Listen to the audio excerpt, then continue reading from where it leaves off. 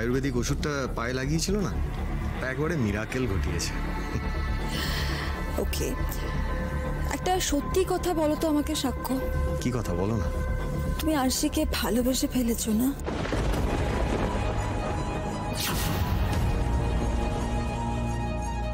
তুমি এই সন্দেহ করাটা কবে বন্ধ করবে বলো তো? হ্যাঁ, আর কি করে বললে তুমি বুঝবে? তুই ওকে কেন কথা শোনাচ্ছিস বাবলু? দোষ তো তোরই। আরে মধুবনীকে তুই বিয়ের প্রতিশ্রুতি দিয়েছিস, ও তোর বাগদত্তা, আর সেখানে তুই ওই মেয়েটার জন্য। আমি আরশির জন্য যা যা করেছি সবটাই আউট অফ গ্র্যাটিটিউড, কৃতজ্ঞতা থেকে করেছি। ভুলে যেও না, একদিন এই আরশি আমাকে হাসপাতালের মৃত্যুশয্যা থেকে বাঁচিয়ে তুলে এনেছিল। সেখানে একজন মানুষ হয়ে ওর বিপদে আমি কি করে চুপ করে থাকতাম মা? কিন্তু সেটা দেখে যে আমার অ্যাংজাইটি হচ্ছে সেটা বুঝতে পারছো না? না সাক্ষ্য, আমার মেন্টাল কন্ডিশনটা কেন বুঝতে পারছো না বলো তো? কেন বুঝতে চাইছো না? কেন বুঝতে পারছো না যে আমার ভয় করছে? আরে আমি বারবার বলেছি, তুমি অকারণে ভয় পাচ্ছ মধু। কি জানিস তো বাবলু, তোরা আসলে ছেলেরা বুঝতেই পারিস না যে মেয়েরা তার ভালোবাসার মানুষকে নিয়ে প্রতিটা মুহূর্তে কতটা নিরাপত্তাহীনতায় ভোগে। আর সেখানে দেখ, মধুবনী প্রতিটা মুহূর্তে প্রত্যেক দিন দেখছে ওর ভালোবাসার মানুষ তার চোখের সামনে অন্য একটা মেয়েকে নিয়ে ব্যস্ত। সেখানে কি ওর এইরকম রিয়াক্ট করাটা উচিত নয়? এটা কি ভুল? তাহলে আমি কি করব? আমি কি করব তোমরাই বলে দাও, বলো। বিয়ে করবে।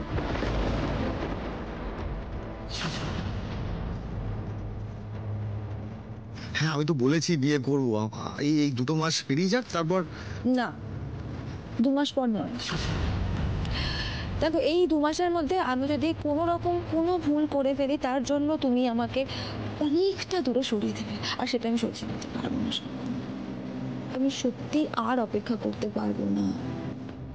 তোমার দোহাই, তুমি আরশিকে ডিভোর্স দিয়ে আমাকে ইমিডিয়েটলি বিয়েটা করো।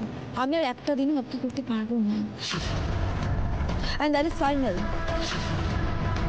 তুমি আমাকে কথা দিয়েছো তো, সেই কথার খেলাপ তুমি করতে পারবে না।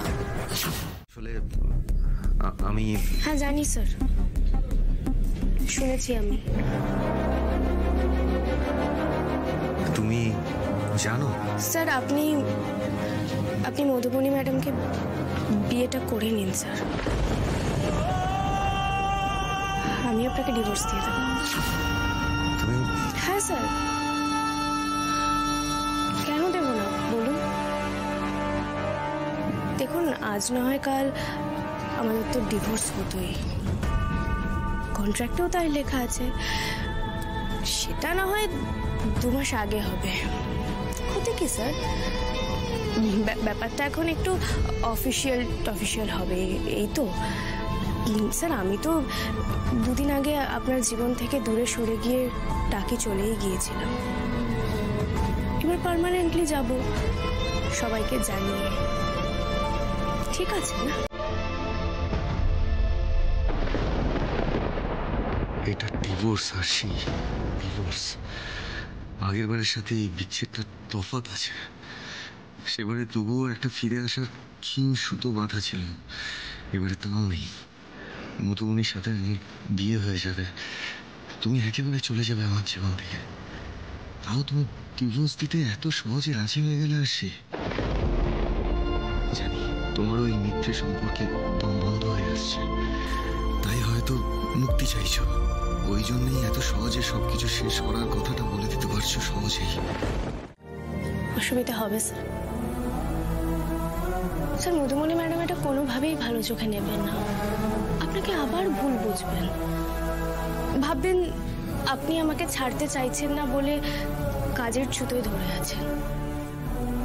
আবার অশান্তি হবে, আমাকে অনেক খারাপ কথা শুনতে হবে আবার স্যার। কেন আমি সেগুলো নেব বলুন? এর থেকে আমার আর আপনার রাস্তা একেবারে আলাদা হয়ে গেলেই ভালো হবে না? তাতে কিন্তু সমস্যা মিটবে না আরশি। আমার জীবনের প্রায়োরিটি হলো আমার কাজ, আমার অভিনয় জগৎ। আর বিশ্বাস করো, তুমি না থাকলে আমি সেখানেই পুরো ঘেটে যাব। আর সেটা কোনো কাজের কথা নয় আরশি। আরশি, মধু যদি ভুল বুঝেই থাকে, ভুলটা ওকে কেন বুঝতে দেবো? ও সিকিউরিটি চাইছে তো, আমি তো ওকে সিকিউরিটি দিচ্ছি। Social security, economic security, personal security সবটাই তো দিচ্ছি আমি। তাহলে অফকোর্স তুমি তুমি খারাপ ব্যবহার কখনো কারোর থেকে নেবে না। কেন নেবে? তুমি তুমি ফাইট করবে। কারোর খারাপ ব্যবহারের জন্য তুমি ময়দান ছেড়ে চলে যাবে না। আসি আমি তোমাকে ভরসা করি।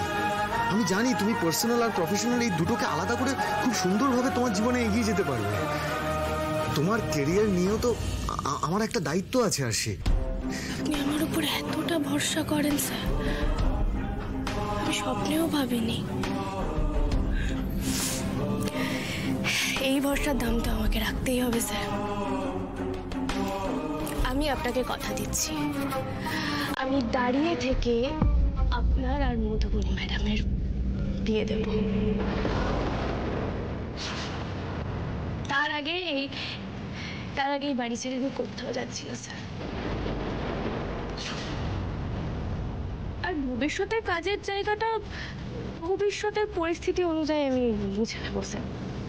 কিন্তু আপনাকে আপাতত আপনার কাজ নিয়ে কোনো চিন্তা করতে হবে না। এই আরশি আছে না, আপনার শুটিং শিডিউল আমি সব কিছু সামলে দেবো স্যার। আপনি শুধু এখন নিজের বিয়েটা নিয়ে মাথা ঘামান, বাকি সবকিছু আপনি আমার উপর ছেড়ে দিন স্যার। আগে আপনার ব্যক্তিগত ভবিষ্যৎ সিকিউর হোক, তারপর না হয় আমার কাজের ভবিষ্যৎ।